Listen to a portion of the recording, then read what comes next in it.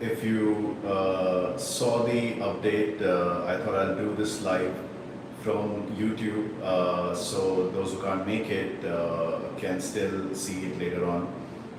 So the show is called, the exhibition is called Process to Path, and I'm going to just take you through a little bit of a tour showcasing a couple of paintings which are on display, but most importantly, this is the first time a lot of work on mythological stories, ancient wisdom of India has been displayed, and alongside a lot of sketchbooks which have been fellow travelers with in the journey.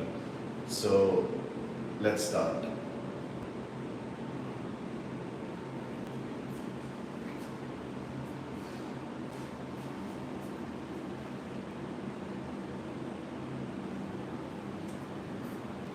The show is called Process to Path because although our relationship starts with creativity in a very playful way, we get a little bit more interested in it, still playful, and then it transforms into something of a deeper engagement, and perhaps from there, with years in it, it becomes a sort of seeking, still the playfulness being intact in it as one part of it.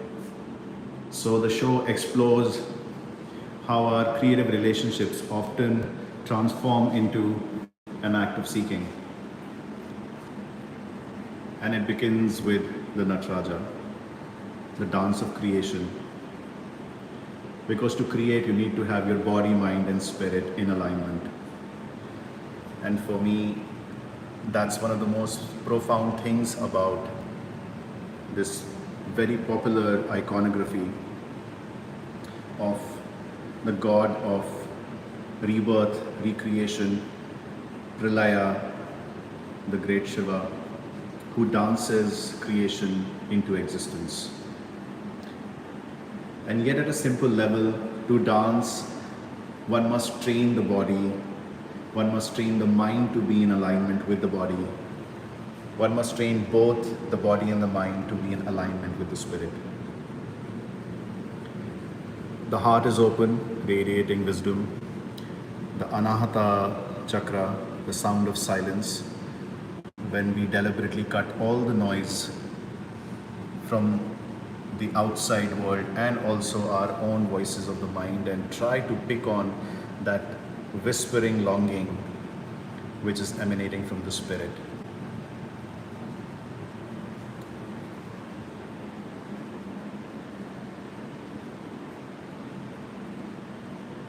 From here we move to a large scale work,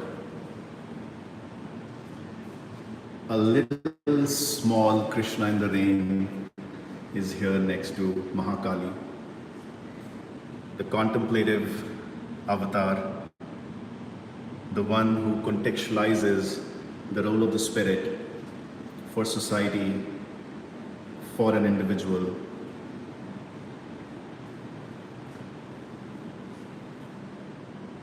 And from that realm, we enter the realm of the great goddess of time, Mahakali. This is Bhadrakali, the Kali of calmness, the Kali who aligns Laya and Pralaya.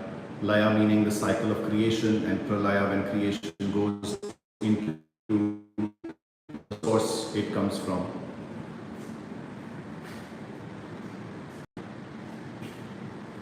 Let me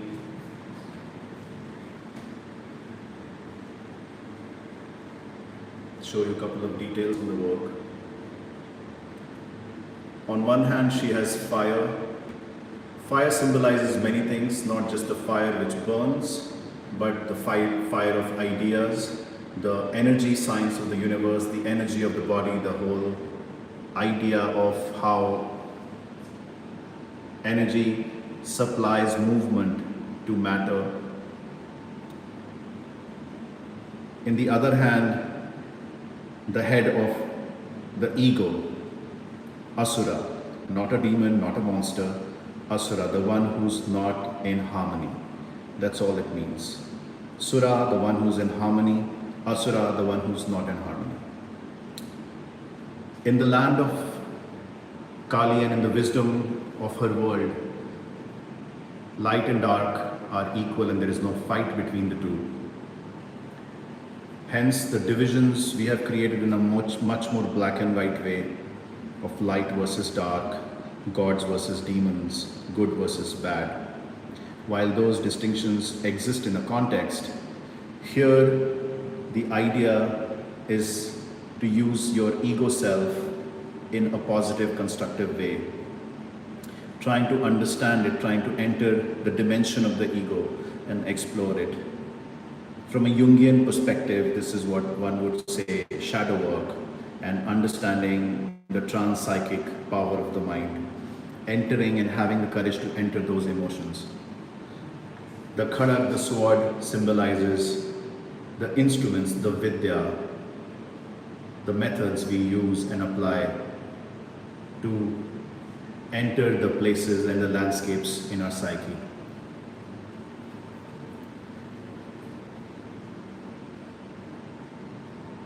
This is called the Song of Pralaya, when creation is meeting back with its source. A lot of places in our mind which often challenge us and we confront them in difficult situations of our life, turbulent times, make us get into a tryst, be it of failure, loss, death. These ideas make one think about existence. And in that moment we move from just thinking or craving about eternal youth, celebrating the opulence of birth and the joy and the fountain of the youth, to understanding life in all its parameters, and then we start to include decay and death into that equation. If not the mother, then who will tell us such truth? And the truth is terrifying, yet it is humbling, and hence a sort of a ritual mental death occurs when we go into her world with great devotion. The death of our opinions, a thought experiment of letting go of our biases, at least trying to understand them, and building a better relationship with our body-mind complex. The painting was created in Europe, in Hungary, in a place called Ozora. So folks were dancing on trance music around this painting. Lots of children, lots of families. It was a celebration of the deeper longing which just bursts out when all inhibitions are kept away. So thank you to Ozora and all the team which made this happen. If you're watching this, Marton, Sushil, Nico, Peter, much gratitude. From here,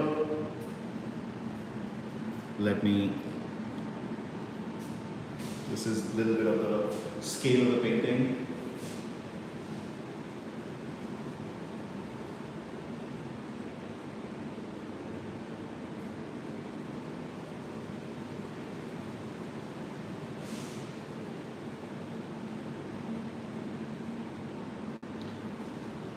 And from here we move on to a different realm, a different loka, a different dimension of the show. So the show is divided in two parts. One is works on ancient mythologies. Better than the word mythology, I often use ancient wisdom literature of India, and because it is still living and thriving. Also the word mythologies has very blurry origins. First time it was used by French historians, a discussion for another time. But so we have works inspired from ancient stories and philosophies of India, and on the other side of the show we have works which are dedicated to creating a completely new mythology dedicated to nature and specifically to elephants. So here we have the tiger yogi Kesari. We'll meet Kesari again in a painting later on. I want to tell the origin story of Kesari here in a couple of lines. So Kesari was given the choice of becoming a god, and he refused it on the condition to enter the worlds where even gods aren't allowed. And why he wanted to do that, to go to worlds where gods aren't even allowed, to collect the ancient songs of the earth, with which one can go back to the source. There's this deeper longing in all of us to go back to that innocence, to go back to that time, to invoke it in us. Songs often do that for us, stories do that for us.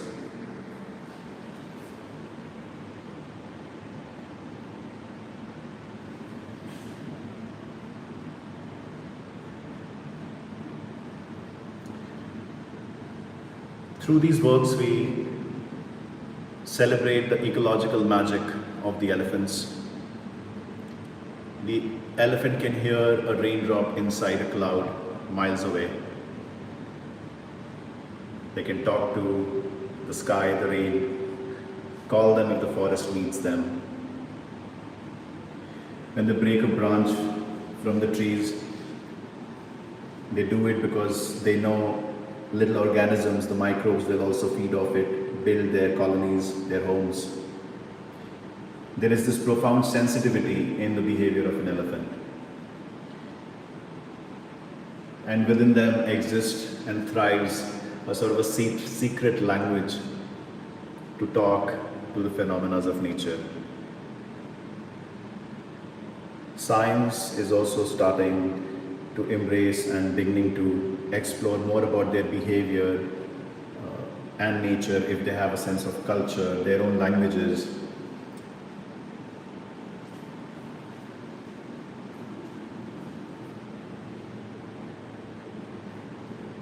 This new world, this new mythology is called the hymns of Medini, the ancient songs of the earth. This is a very big scale piece celebrating the same story, same mythology. And each of these stories is a new folk tale dedicated to express something about the natural world, about its relationship with us.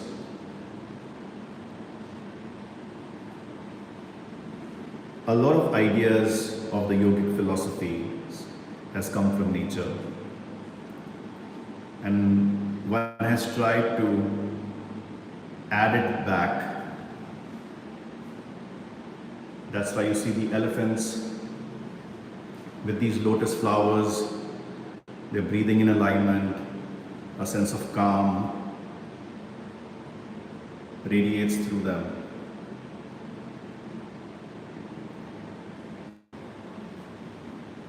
The whole story is happening in a time where the entire earth is submerged in water. There's no difference between the sky, the cosmos, and the water. Everything is just immersed in this black darkness. And this is not the dark, which is the light versus dark, the malignant dark, the evil dark. This is the nurturing darkness, the darkness of the womb.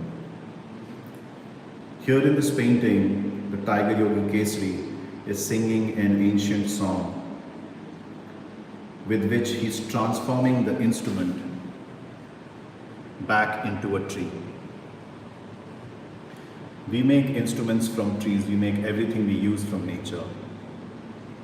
Here he is offering the instrument to embrace back its original state and meet the source and become a tree. As it's becoming a tree, all the creatures, all the spirits, all the folks who lived on it once are coming back to it.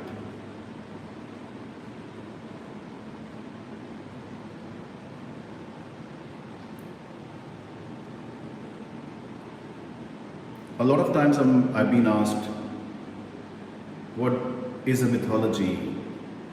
Or why create a new story celebrating these things? Or why do elephants have trees coming out of them? Why there is a collaboration between the human forms and the animal forms? An explanation of that is, a human being is not just the waking life, not only the life of the senses, not only the life reduced to our 8 hours of work and 8 hours of sleep. If we look at a human being in all its layers, we see in the composition of existence of a human life, there is a waking state, there is a sleep state where we are dreaming, we go to places we haven't been, we see things in raptures, in fragments, we extract meaning out of it, or sometimes we are just left in its allure or in its fright. And there's also the dimension and the layer of deep sleep. When you put the histories of all these three states together, that is what a mythic narrative does. The mythic narrative is not history per se, not history alone. It is history too, but it is also more than that. It has its trans-psychic layers. By that, what I mean that it has a place for a certain culture of dreaming. It has a certain place for collective archetypes of dreaming. It has a place for the landscape of our mind, the corners we dare not go, the places where we hide, the places where we go to seek the nature of its correspondence with us.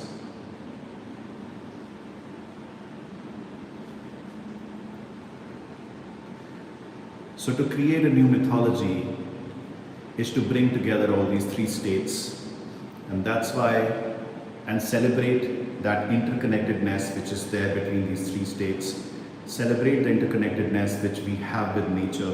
That's why you have a half human, half animal. Celebrate our connection with our dream. That is why there's a sense of fantasticalness imbued in the imagery.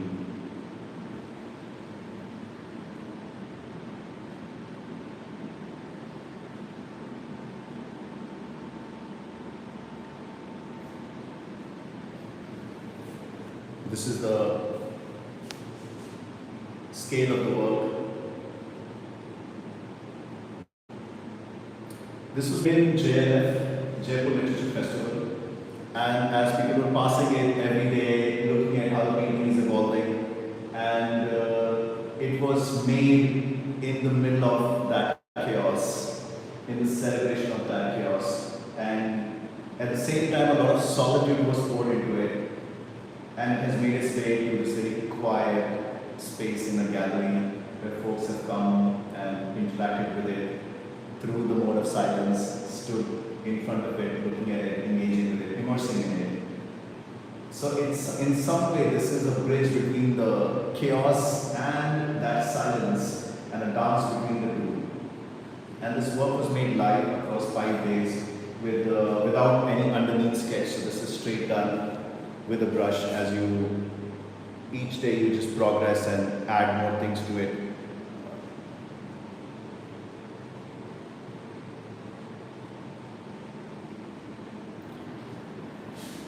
So from here we get on to these smaller works and slowly move back into the older stories.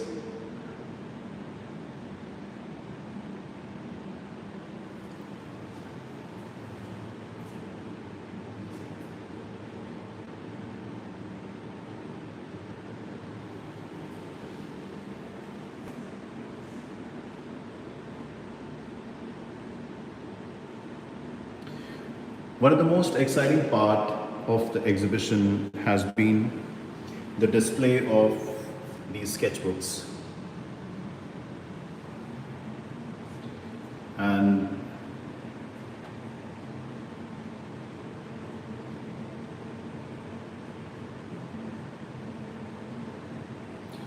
let me show you a couple of them here.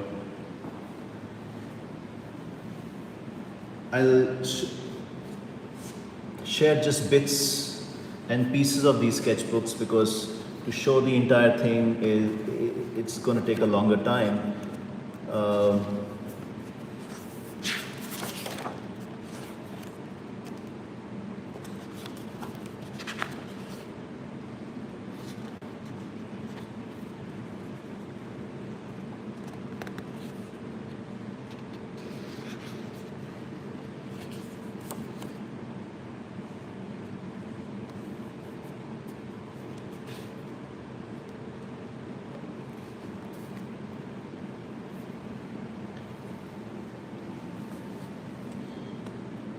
This is an interesting sketchbook because it chronicles the story of Susie, the blind wise elephant who I consider my grandma, Baburam, Chacha, and Asha. And I volunteer at Wildlife SOS many a times. If you are ever close to Delhi, please do visit them. They're right in between Agra and Mathura. And these are the sketches I would do in the break time of the elephants. This is, I was sitting in the grass, it's 42 degrees outside, sun's beating hard on you, but no care.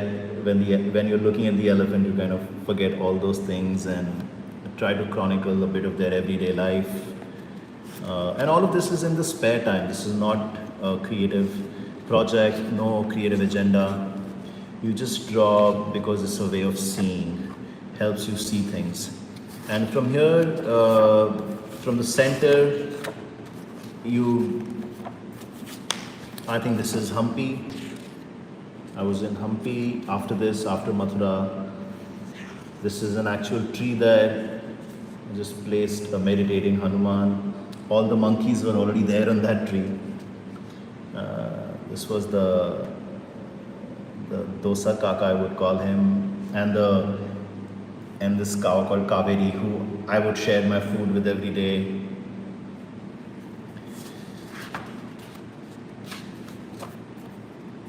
The Virupaksha temple there.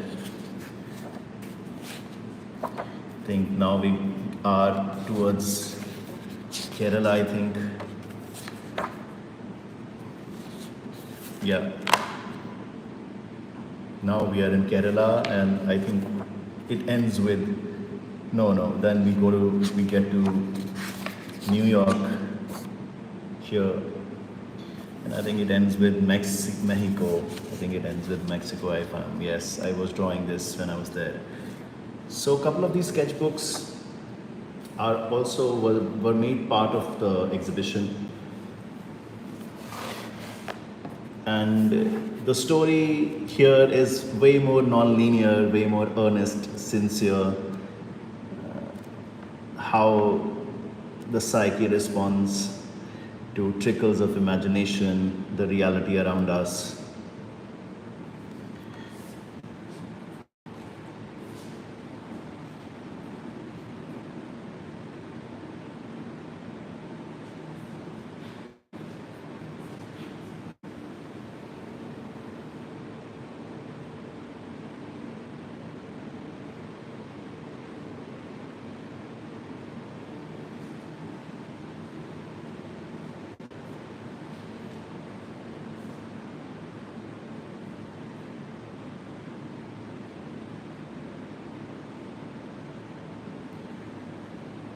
So from Hymns of Medini, we come back to the classic stories and their depiction.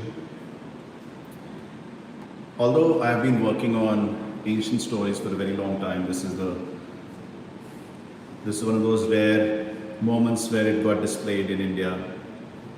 I think in 15 years, this is the first time my work on these beautiful ancient stories has been displayed here. So it's very humbling, and it's also a very sincere gratitude flows out to everyone at the gallery who made this happen, who believed that this would be an interesting thing to showcase. There's so much one can really learn from these stories. I know they are wounded by political ideologies, and I always encourage creative voices to rehabilitate them. It's what we do with a captive animal. You rehabilitate the captive elephant, you heal them, you try to give them at least a decent farewell. And stories are also beings. A building dies, dilapidates, an apple will go bad in a few days, civilizations go away, but yet these stories have moved across the passage of time for thousands of years. Some civilizations have tried to preserve them, some have injured them. They carry wounds of humans, and they also carry the sacrifices of those who tried to preserve them in some form so they can keep moving. So I wanted to learn more about all the layers of such stories. And that's why when you tell these stories through a creative lens, you're also reclaiming it from various other kinds of sources which use it for various other purposes. So you're letting the elephant roam free back in the forest rather than be used to log wood or do things which humans want them to do. These stories are almost the same kind of profound beings.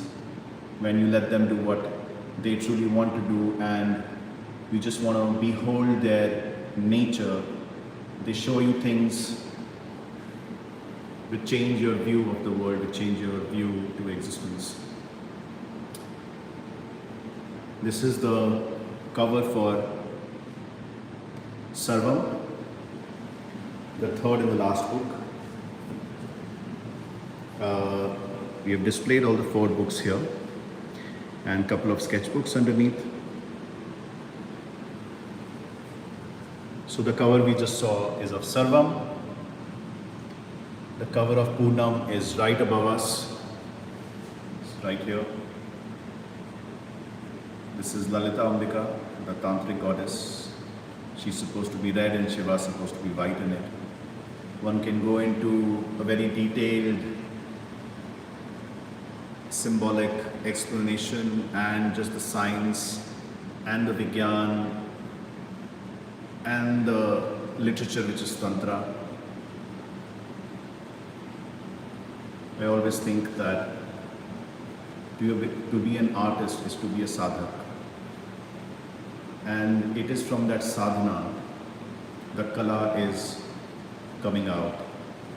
And not always it is true the other way around, that from the art the seeking is born, although that is highly possible too.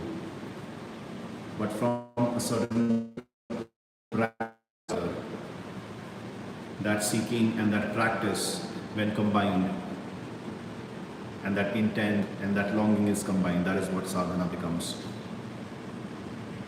A part of that we use in a livelihood, a part of that we can use in our jobs, a part of that we can use to live from, but is a far larger phenomenon.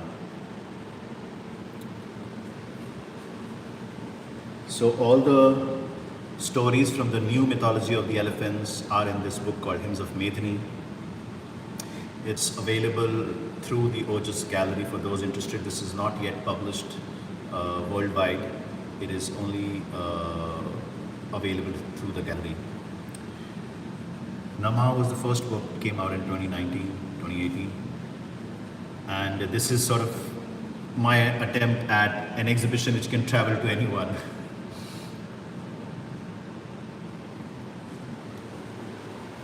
This is the last point of the exhibition in terms of paintings. The cover for Namah. The original painting is 15 feet wide, and this is a smaller version which I colored, and we used this as the cover for the first book, Namah, in the lands of gods and goddesses.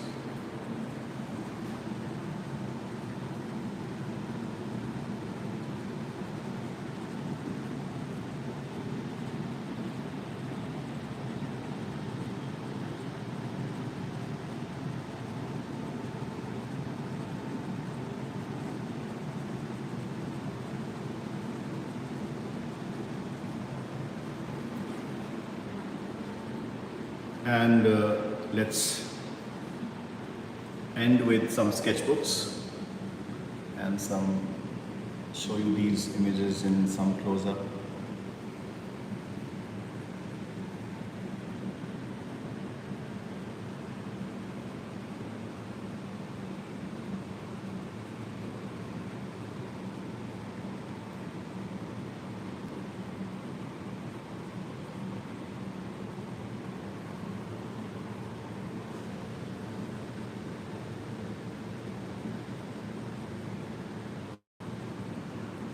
I would do a proper video of sharing the works and the process of each book separately at some point. So I don't want to dive too much right now into the making and the stories behind these books and the inspiration which drove me to create these testaments.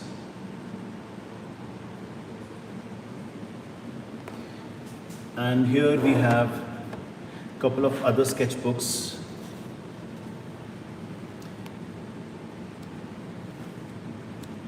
They're all based on new stories, new fables.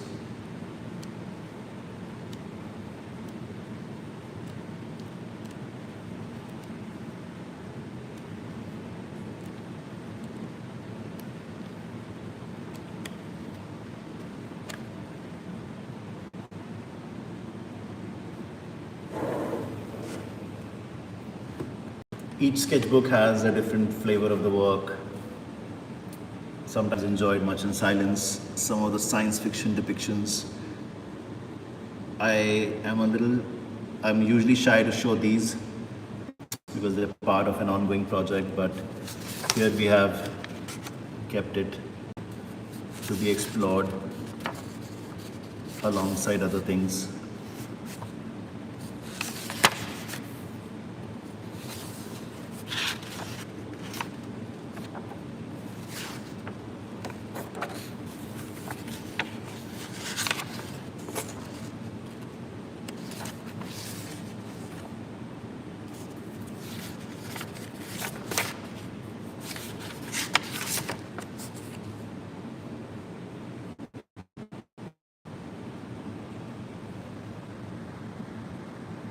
A lot of this is work in progress, and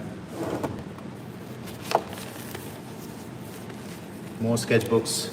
I do a video of the sketchbooks independently, so one can savor them. I think this is already quite a lot.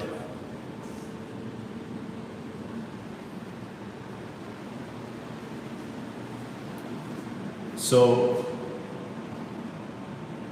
thank you to all those who made it to the show.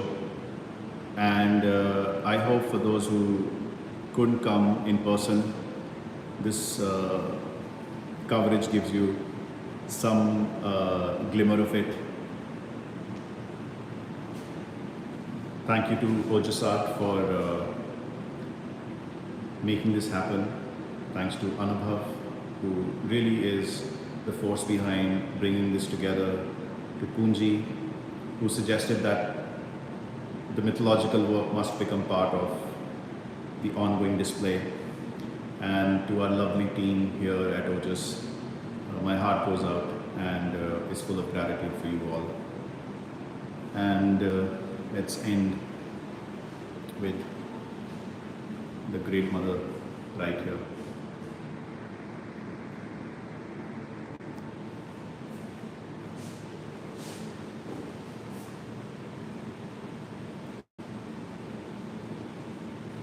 Thank you for joining in. Thank you for being part of this virtual bridge, and gratitude to all.